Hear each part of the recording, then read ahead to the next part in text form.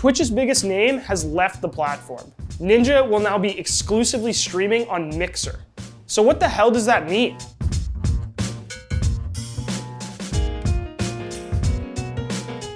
So before I get into all the reactions about Ninja moving, what the hell is Mixer? Well, as far as I can tell, Mixer and Twitch are almost identical. Twitch is owned by Amazon, whereas Mixer is owned by Microsoft, and both offer a in-browser or app streaming experience that is more or less the same. Even if you go take a look at the actual Mixer site, it looks exactly like Twitch with a different color scheme. It has its own version of bits, and the chat looks the same. It's almost eerie how similar they are. It's that similarity and the fact that both of these platforms are owned by massive corporations that, to me, makes this so significant. Over the last few years, as Twitch has been exploding, it sometimes feels like it's had this pseudo-monopoly over the streaming world. All the biggest names, that's where you find them. But what's happened here is Mixer has almost hostilely come in and taken Ninja, offered him a real contract with reported figures of up to $10 million a year in order to jumpstart their streaming platform. Maybe the simplest way to put it is this is a big dick move from Microsoft.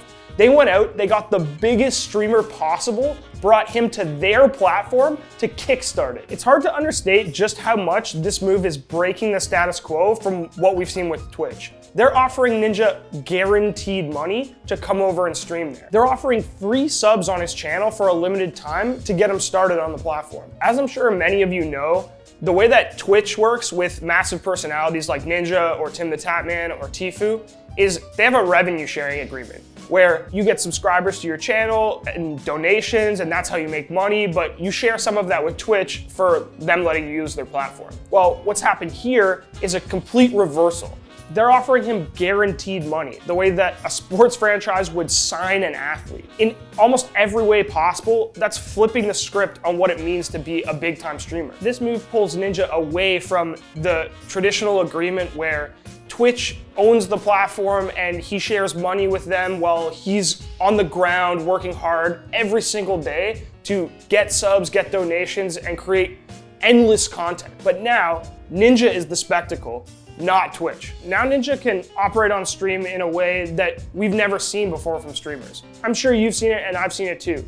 Your favorite streamer dips a little bit in viewership, or you can tell that somebody's subs are falling off a little bit because they've been away from their stream for a couple weeks. Now, Ninja can stream without any of that pressure. He can focus on content and get back to the streaming roots that he was talking about in that announcement video. I just feel like I'm gonna get back to, back to the streaming roots, and that's what it's all about. And to say the very least, this Ninja announcement must be tantalizing if you're another huge streamer looking to solidify your career for the next 10 years. If I'm sitting in the seats of someone like DrDisRespect or Tfue or Shroud, any of these guys that are averaging big numbers, I'm looking at Twitch and I'm looking at Mixer saying, how can I get myself a guaranteed contract? We are already seeing people tweeting and speculating that this might be not the first move to Mixer, but one of many. And for me, I'm excited to see how Twitch reacts to this, and also Amazon by extension, because Microsoft is clearly making the point that there's going to be competition in this world. So one of the first things I saw when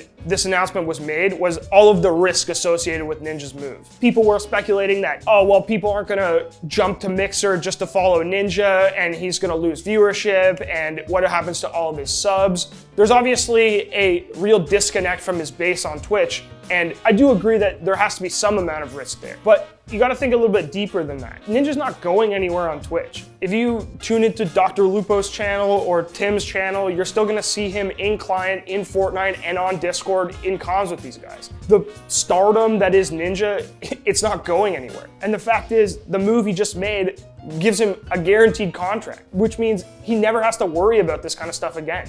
And if Twitch wants to take away his checkmark 5 minutes after he makes this announcement, it's just actually no skin off his back. At this point, to me, as someone who's paying attention, it kind of seems like Ninja's getting bigger than Fortnite and bigger than Twitch in a way. I remember just a few weeks back, him reacting to someone in chat on stream and just saying, look, I don't care about subs anymore. I don't stress out too much about sub count anymore, like at all. Now that we've seen this announcement, I guess we know why. All right, so let's walk this back a little bit. Mixer, this platform owned by Microsoft, buys Ninja. Well, how can a company spend this much money on one streamer? Well, if you really think about it, $10 million a year is pennies when you think about a company like Microsoft's advertising budget. We've seen for the last year all of these hashtag ads on Twitch where Shroud might play a new FPS game as a sponsorship deal. Well, I don't see this as much more than that. Mixer has just decided that the best way to bring people to their platform is to go out, get the biggest fish on Twitch,